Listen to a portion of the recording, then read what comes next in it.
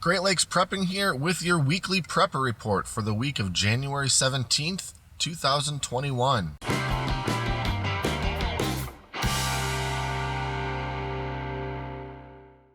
So what's in the news this week? No surprise here, you couldn't swing a dead cat without hitting news coverage of the Capitol building riot, Washington, D.C. lockdown, or speculations of turmoil at any number of state capitals. Every day there seems to be more arrests of people who were found to be involved in the Capitol building incident on January 6th. While arrests and charges pile up, there seems to be also a constant stream of new warnings, worries, and speculation about violence yet to come. If you haven't seen videos or photos from DC in the last few days, the city has become a literal fortress leading up to the inauguration of Joe Biden. In addition to the usual battalion of city police, Capitol Police, and Secret Service, around 25,000 National Guard troops have flocked to the city from all over in what has the appearance of a literal war zone. Tall fences coiled with concertina wire, numerous checkpoints, and armed guards as far as the eye can see has become the landscape and backdrop for the nation's capital for the immediate future. On Friday, a man was arrested for trying to cross one of these checkpoints using fake credentials. Federal authorities have reported that officers observed firearms-related stickers on his truck, which prompted them to ask the driver if he was armed. After stating that he had a handgun, the truck was searched and the man ended up being arrested for possession of an unregistered firearm and possession of unregistered ammunition. By the way, I've heard of the ammunition registering laws in California, but I did not realize Washington, D.C. had adopted this as well. I don't like it. And on Sunday, defense officials said that they fear possible, quote, inside attacks on Inauguration Day and are doing their best to vet individual National Guard troops. And the news can't seem to get enough of my state of Michigan, as a small gathering of protesters has gradually accumulated at our Capitol building in Lansing. Because of the intense protests last April in which hundreds of people, many carrying rifles, flooded into the Michigan Capitol building to voice their opposition to the COVID-19 related lockdown measures, security officials are either expecting or fearing a large and aggressive turnout of armed demonstrators in the coming days. As of today, demonstrators have trickled in, but so far it seems relatively small. Interestingly, some groups in Michigan that had planned to show up in full force to demonstrate in Lansing have since decided to stay away. A spokesperson for the Southeast Michigan Militia, for example, said that his group intended to show up to protest in force, but have since advised their members to stay away. The reason? Apparently, the Southeast Michigan Militia and possibly other Michigan groups have become concerned that more extreme groups, such as the Proud Boys, planned to also be there with intentions of causing chaos and or violence. Pretty wild stuff when the Michigan militia looks at these guys and says, no, too rich for my blood. Anyhow, I hope everyone watching this stays safe no matter what they do.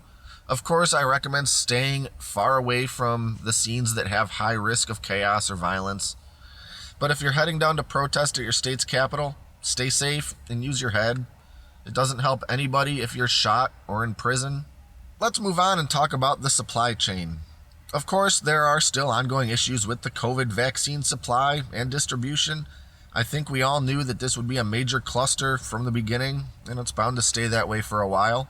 As for store shelves, there seem to be spotty regional reports of bare shelves at certain grocery stores, while other areas seem to be fully stocked. It's speculated that panic buying is flaring up again in some places, with some people stating that they expect full-on martial law to be declared at any moment as their reason for stocking up right now.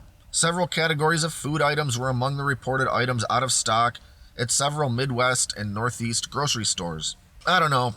I'm not personally expecting martial law to kick in the next few days on any sort of grand scale, but other people do, and it might be causing or leading to grocery shortages in your town. Finally, for a combination of reasons, livestock feed is in short supply at some feed suppliers. I touched on this a little in a previous video. Animal feed prices are expected to skyrocket, partly because of supply issues, and partly because of unprecedented exports to China that are expected due to their own animal feed shortages. So let's talk about some good deals I've seen. This one caught my eye right away because of the seed shortages that are already starting to become apparent. 32 varieties of vegetable seeds, totaling 15,000 seeds, on sale for $50. These are heirloom, non-hybrid, non-GMO seeds, sealed in Mylar packaging. The Survival Garden seed pack includes beans, tomatoes, cucumbers, cabbage, broccoli, peas, and a whole lot more. And since we're talking about seeds, let's talk about starting seeds indoors. We've got a full spectrum LED grow light with 3 separate lamps and adjustable gooseneck arms on sale for about $30. This product has 4.5 stars and over 9,000 total ratings. And as usual, I'll put the links to these items in the video description if you want to check them out. How about a weekly challenge? In this week's challenge, I want to talk a little about OPSEC, operational security.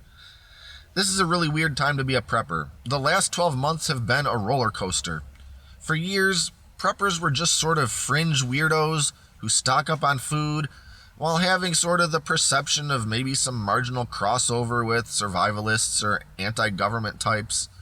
For instance, in Michigan, people make jokes like, "Yeah, he's one of those Michigan militia types," when just referencing a prepper. Anyway, we went from paranoid weirdos, or whatever, to the enlightened over the course of just a couple weeks, when everybody was scrambling to buy bread and toilet paper, while people who had taken an interest in preparedness were not among those scrambling for such items. I'm certain that 2020 saw the most massive wave of new preppers than any other year in my life anyway. For instance, how many times last year did you hear somebody say something like, "Man, I guess you were right," or "I guess you're having the last laugh now," or something to that effect? In a strange way, the whole thing had been very good for preppers. Making prepping mainstream is a good thing, in my opinion, because not only does it mean more people are prepared, and the more prepared people are, the less of a threat they are to everyone else, but it also means a little bit of that nut job prepper image fell away slightly. But in light of very recent events, I fear that we may come full circle on that in a very short period of time. Because of the events in Washington, D.C., and the possible turmoil that is brewing in practically every state right now, and nonstop media coverage of fringe groups and militia and whatnot, I think it's likely that fickle perceptions may shift once again, and we're at risk for being lumped in with something we have no control over and nothing to do with. You're stocked up on your own supplies and gear, and next thing you know, somebody labels you a domestic threat or some such hogwash. That was a very long preamble for me to get to my point, which is, it's probably best to continue keeping your prepping pretty low-key. Maybe avoid talking much about it on social media or to co-workers and such. I'm obviously not doing very well on this particular challenge, considering I literally have a YouTube channel about prepping. Oh well, I'm just a guy who has some extra food in his basement and flaps his gums on the internet.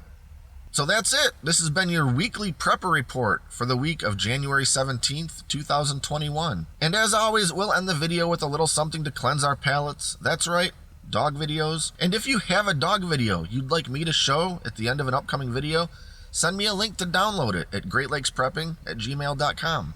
If you haven't already, be sure to like and subscribe and stay up to date on all our latest prepper reports and other videos. Thanks for watching, and until next time, stay informed, stay prepared, and stay vigilant.